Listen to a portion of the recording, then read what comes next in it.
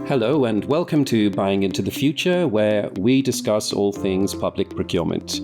Today we'll be diving into innovation procurement, which is, and I quote here, a purchasing strategy that aims to stimulate, identify, and acquire innovative solutions rather than buying established off-the-shelf products and services. And we're very happy that today we have with us two expert guests with us to discuss innovation procurement in public procurement. And I'd like to ask them if they'd be so kind as to introduce themselves now. If we could, and if you wouldn't mind, start with ladies first, please. Many thanks, Steve. Many thanks for the invitation to this podcast. Very happy to be here. So my name is Marlene Witt. I'm a partner from the Boston Consulting Group based out of Munich. And I'm the program manager for the Innovation Procurement Hubs project launched by DG Grow and ESMEA. And I'm very happy to be here and share a little bit more about our insights, and handing over to Yannis. Thank you, Marlene. Thank you, Steve, for having us here. My name is Yannis Orbas. I'm a principal in the Boston Consulting Group out of the Athens office, and I'm working with Marlene as the operative lead for the project, leading the day-to-day work with the team on the ground. Great stuff. Thank you very much, and very much looking forward to what you'll be able to tell us today, and very grateful for your time. If we could then, I'd like to start with the current state of play in innovation procurement. Where are we right now, and what kind of problems, systemic problems, is innovation procurement currently facing, in your opinion? So I think, first of all, we see a very strong momentum, right? You mentioned what kind of challenges and problems we see, but first of all, we really want to highlight that we see a very strong interest in the topic, and we also see that people feel the urgency to accelerate on innovation procurement. So we will later talk a little bit more about our program. But when we officially launched the program with a webinar in March, a couple of months ago, we saw extremely high interest. So a lot of people dialed in, and even the Commission was very excited about this, because they had never thought that so many people would join. And within a couple of months, we even managed to create one of the largest community of practice in the public buyers platform, which is really, really exciting. And now also we see a lot of ongoing interest in the support we provide. So there is really a common understanding that it's an important topic. At this stage, it's still developing, and we also see the experience with innovation procurement is still limited. But that's why we are here, right? And maybe, Yannis, you can also share a little bit more of what we've seen in terms of challenges and problems. Yes, thank you, Marlene. So, of course, innovation procurement is something that is, I wouldn't say new necessarily, but it's something that has grown out of a need to ensure that innovation gets commercialized, it becomes protected, and it creates a momentum for growth and strategic autonomy for Europe. But of course, as everything needs to start from somewhere, we see that currently, especially on the demand side, public buyers, public authorities are grasping with a challenge of creating the foundational capabilities and expertise, experience to really adopt innovation procurement and conduct it effectively at scale, right? We have had inputs by different types of stakeholders from what we call public demand drivers, like public authorities, ministries, municipalities, public procurement agencies, who to a large extent report that so far they have had limited or sometimes even no experience in innovation procurement, around 60% of them. And even when they do, sometimes their legal frameworks are a little bit more generic. They are more focused towards general procurement, general public procurement, and they lack also the specialized knowledge or sometimes the internal governance needed to handle innovation procurement that has let's say, special characteristics and nature in terms of its scope and the way it needs to be run, given that we're not talking about commoditized, off-the-shelf products.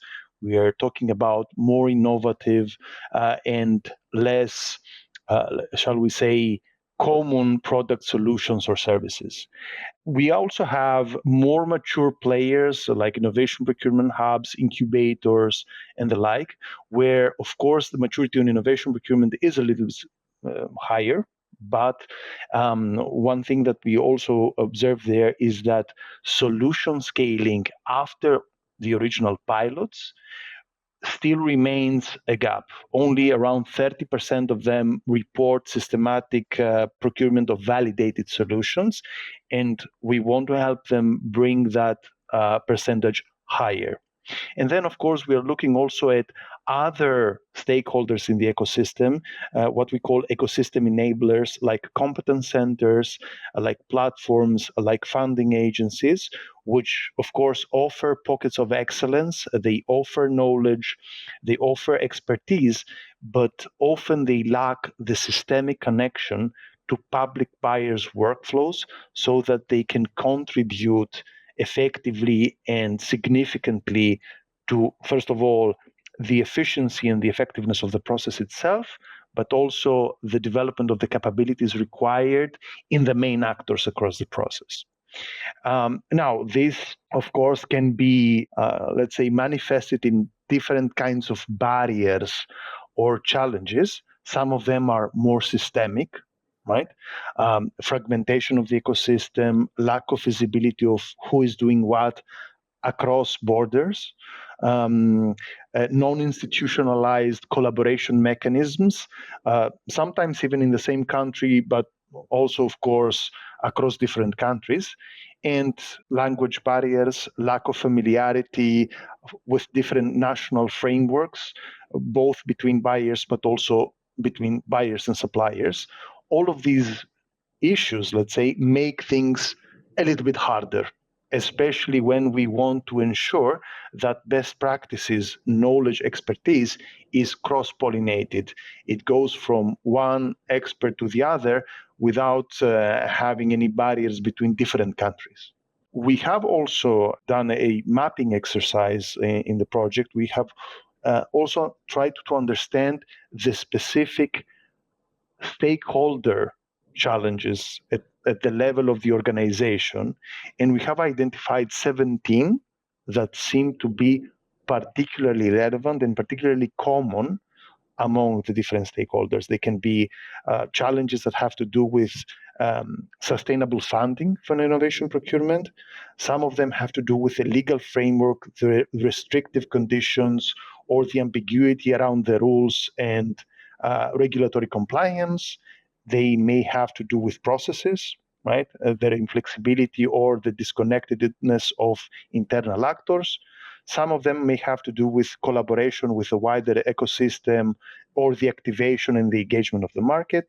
And of course, some of them may have with capacity and skills or the lack of capacity and skills, and even the integration of innovation procurement in the overall strategy for growth, for innovation at regional, sectoral, or national levels. So all of these things create a context where we are trying to identify how best to support public authorities, public buyers, and other stakeholders to really overcome the challenges, both the specific challenges, but also the more systemic ones, and create momentum in the organizations to start conducting innovation procurement with greater confidence and with greater success. Thank you for that. Marilena, I think you raised your hand. You'd like to come in? Yeah, so Yanis has already mentioned a lot of things. I think I'd like to add one more important element, which is cultural and behavioral barriers, right? So not only on the side of public authorities, and Yanis has already mentioned a lot of the things, right? That do people see a need for innovation procurement? Is there dedicated funding? Do people invest in skills? We looked a lot at the buyer side because this is, of course, the focus of our project, but we also have looked and are looking at the demand side, and especially at SMEs and startups, because this is also important for the Commission, right? To create better conditions and to support SMEs and startups. And what we've seen there is that they often don't have the visibility on innovation procurement opportunities. We also see that there is oftentimes low trust in public procurement, right?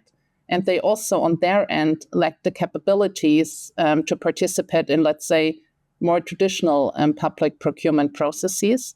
And this is also something we'd like to tackle in this project. Well, thank you for that.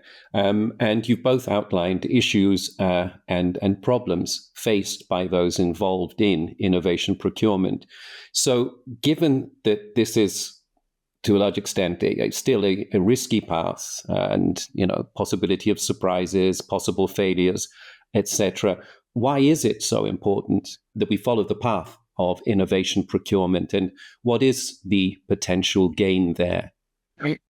Marlene, would you like to start? Yes, yeah, thanks. So innovation procurement, it's not about buying a slightly better version of what we already have, right? It's really about using Europe's enormous procurement power to build better futures. And you might have seen it, and that via social media or so, that our claim is really future starts in Europe, right? So we really have an ambitious agenda. So to procure solutions that do not exist yet, right? To shape markets. And most importantly, to also create public services that respond to real challenges that citizens face. And yes, it requires courage and it involves uncertainty.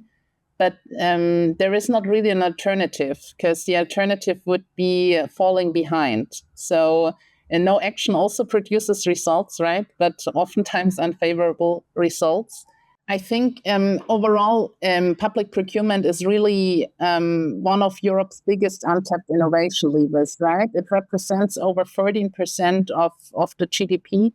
So it's really a massive underused driver for modernizing public services and for driving competitiveness and innovation. But as you said, it's also a risky path, and especially in public procurement, this is of course, an important topic. But Yannis, maybe you can share a little bit more why it's still worth pursuing innovation procurement, and how other organizations that are already into innovation procurement, how they de-risk successfully. Yes. So, of course, as Marlene mentioned before, there is a strategic imperative why we should use it, without, of course, neglecting the fact that it carries some risks. Those risks are real. But the point here is that so are the systemic rewards to be reaped through innovation procurement. It does involve uncertainty, it does involve iteration, and it also sometimes involves failure, right? This is a normal part of innovation procurement, and it is necessary when dealing with new technologies and understanding what works and what doesn't work if we want to meet unmet social needs. However, if we said that, no, this is too much of a risk, doing nothing also carries a risk, and I would venture to say an even greater risk. Why? Because we have public services that stagnate both in service level and quality.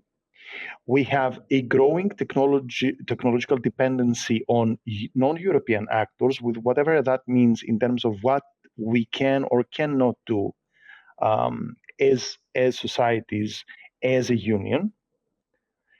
And we also have a lot of missed opportunities for efficiency, for resilience, and for better outcomes for citizens across our countries.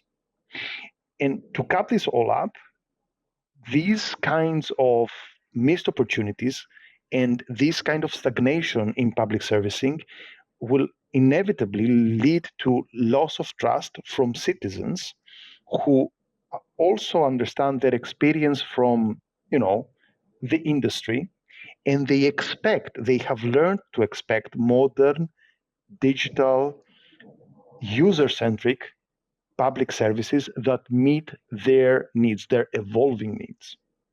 And to just add one more point here, right? Innovation procurement may be risky in the short term while we're looking for a potential solution, but what it does, it also reduces the long-term risk, right? Early stage testing through innovation procurement helps avoid costly failures and much more costly failures later on. So instead of really not testing things and procuring later on something that doesn't really work, doesn't really meet the requirements, and also devoting a large budget, a large amount of money to that procurement, may create outcomes that are not really what we're looking for. Doing innovation procurement lets us focus on the solution, try different things, and if they do not work, maybe we have spent some money that did not yield the expected or the desired outcome, but we have avoided investing much more later on, again, for not getting the right outcome. The second thing is that we do have the market consultations embedded in innovation procurement that illuminate both feasibility and help us avoid mismatched tenders. And it also allows for greater engagement with startups that helps public buyers widen the pool of potential vendors and essentially widen the solution space. What is possible, what we could potentially explore to understand what is the best alternative to meet the needs we have. And of course, there are the tools, the resources, and the programs like our program, like Innovation Procurement Hubs, that help lower the barrier and the perceived risk that may come from the lack of knowledge, capabilities, templates, tools, structures, frameworks, etc. So it's both a question of what is the risk of not doing something, and also a question of what are the tools we have in our disposal to mitigate at least part of that risk. That's great. Thank you very much. So tell us a little more about the project. When did it start? What's it designed to do? And could we have a little bit more information about the 4 axes of the project? Yeah, so the name of the project, as we said, is Innovation Procurement Hubs. It's really a flagship program of DG GROW and ESMEA with a very strong vision, right? So the vision is to build a Europe-wide connected innovation procurement ecosystem to turn a fragmented landscape into a transparent, data-driven, and collaborative community. And also to support and empower public authorities to implement innovation procurement hubs. As I said, the demand side is not in the focus of our project, but nevertheless, we're also working on a concept for a marketplace, and of course, we also look at the needs and of the demand side there as well. So that's really a very strong and ambitious vision. We started in January with the program, and as you said, it has 4 axes or elements. So first of all, mapping the innovation procurement ecosystem. We've already mentioned it a couple of times. There is a lot of fragmentation and also lack of visibility at the moment. And we have created the first comprehensive data-driven map of the innovation procurement ecosystem across the EEA. So identifying the different stakeholders, capturing the maturity, the capabilities, what kind of tools are used. And we talked a lot about challenges and barriers. Of course, we've also analyzed and identified those. but also best practices, because a lot of good experience do already exist, and we also captured those. Then the second axis is really about supporting public authorities. So the idea is to provide direct hands-on consultancy to at least 25 authorities across the EEA. And the support packages, they involve 30 expert days and are really tailored to each authority's needs, right? So do they want to focus on the strategy, on legal topics, on operational topics? So we have created a comprehensive toolkit, but this will be very much tailored to the needs and the challenges of each authority. And these support packages are complemented by peer-to-peer exchanges. So this, again, will also help to tackle the fragmentation, right? So the idea is to have 4-day exchanges to learn from each other, to learn from the best performing hubs, right? And this is really structured along sector, geography issues. So we have a matching system behind this with the idea of bringing people together with similar needs from similar sectors, geographies, and so on. Then the third axis. So I have already briefly mentioned, right, that we managed to build up a thriving community on the public buyers community platform. So it's really about ongoing community engagement and management.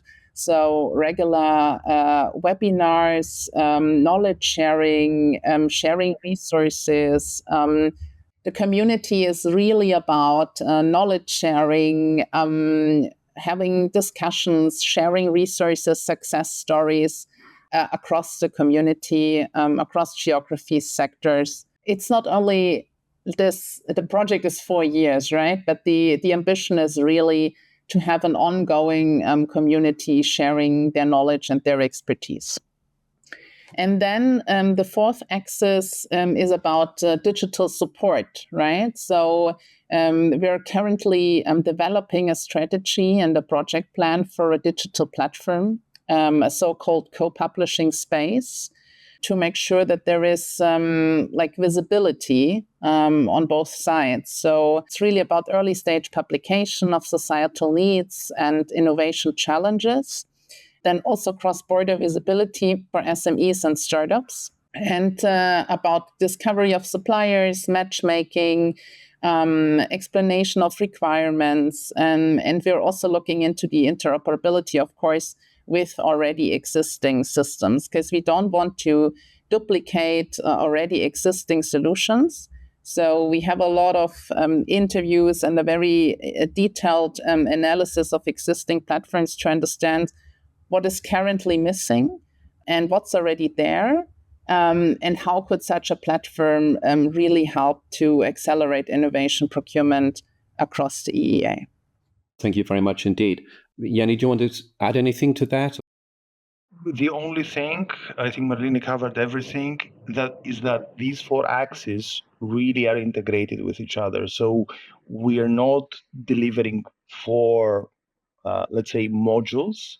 We're setting up a program that combines all of these activities and all of these elements to really ensure that whatever we are doing on the mapping is reflected on the community, is reflected on the support we are providing, is captured and codified in a guide that will ensure these models, these best practices are replicable, and most importantly, that we start harmonizing, not necessarily making things the same, because different countries have different frameworks, different legal setups, different apparatus for public procurement and innovation procurement in that sense.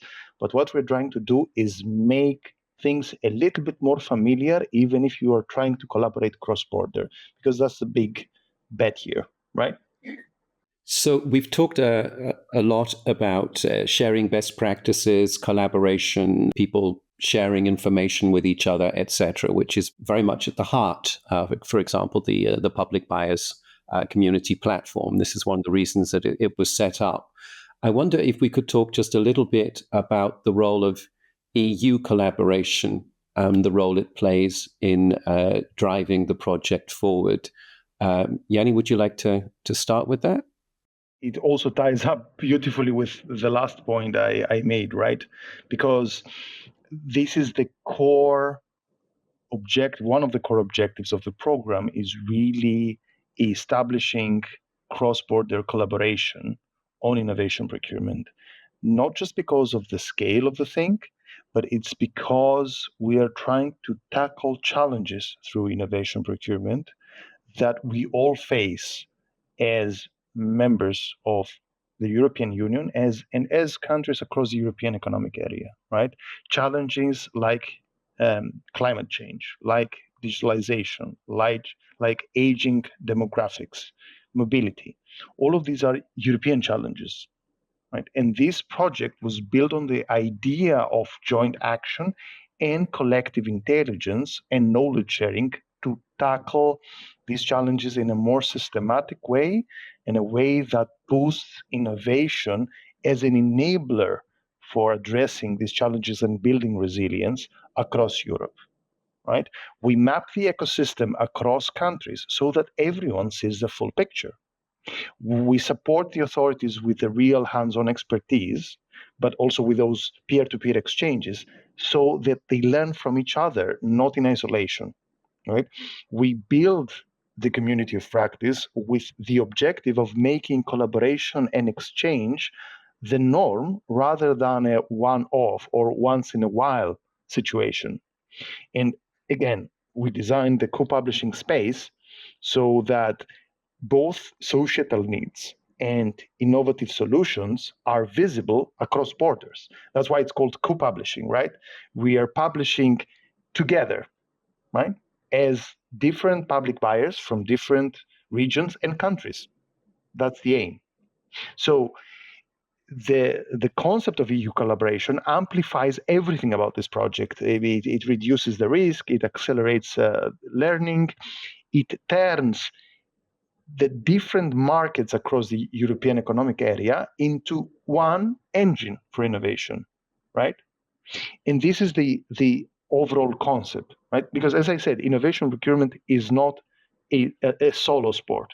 You need to collaborate, you need to put expertise together. And of course, when you are talking about solutions that have not been well defined, they're not off the shelf, more minds, more people collaborating, contributing different perspectives, different aspects, also yields typically better results, and results that are better suited to address larger portions of the society, right?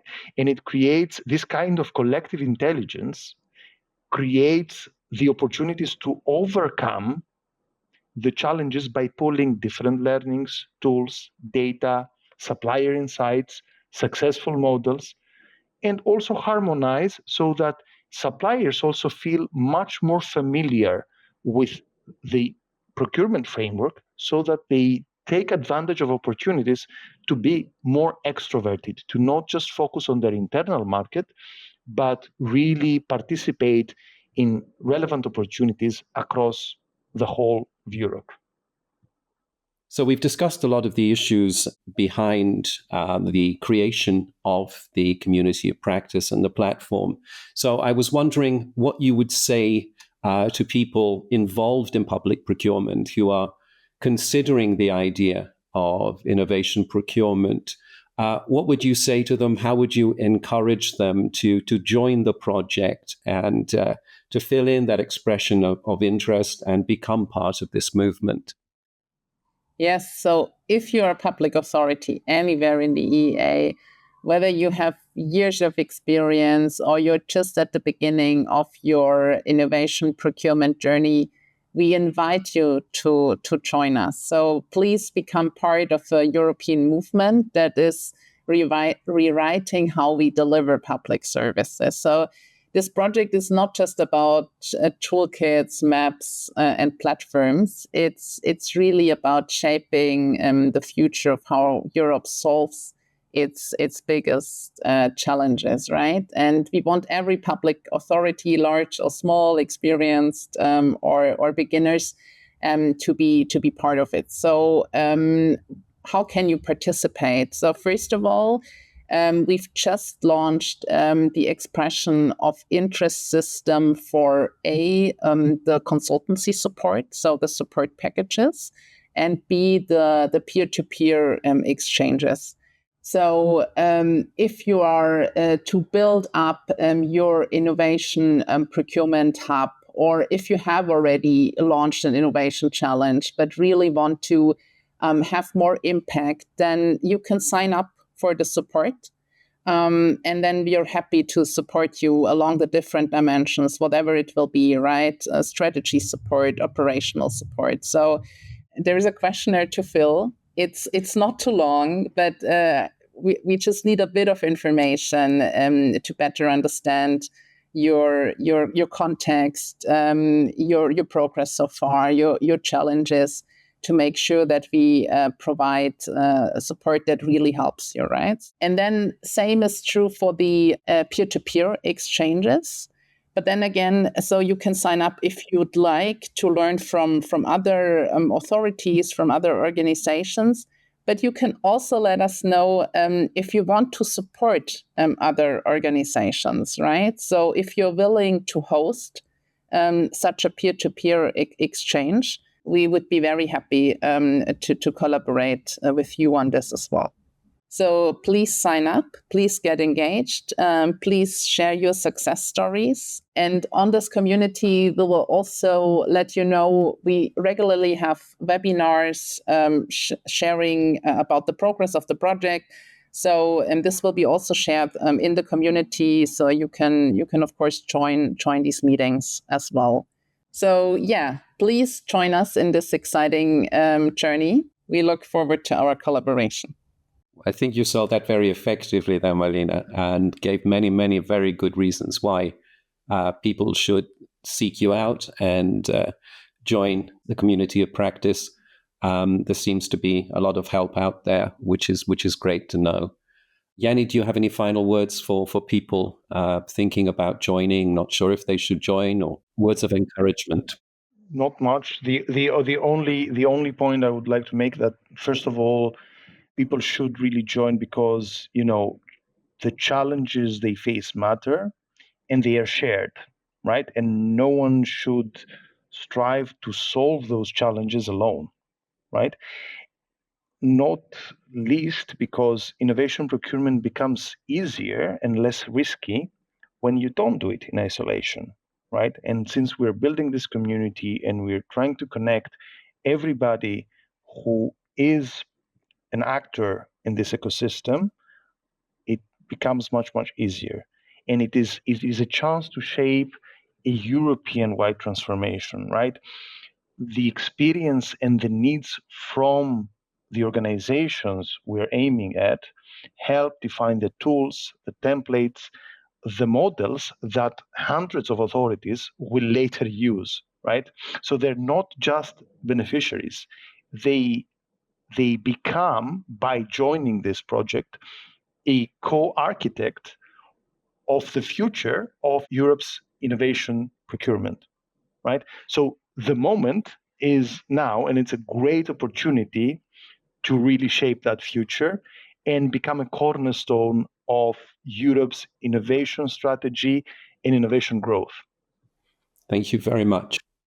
So please join us, because future starts in Europe. And with those very important words, we will bring today's podcast to a close.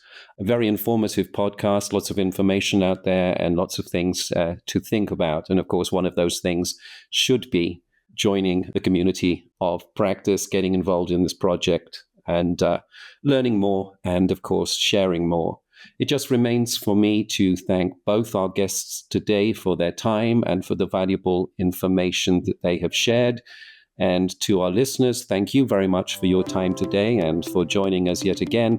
Please keep checking our playlist, where you will find we are adding more podcasts as we go along, and we very much look forward to you joining us there. But for now, goodbye, and thank you very much for joining us.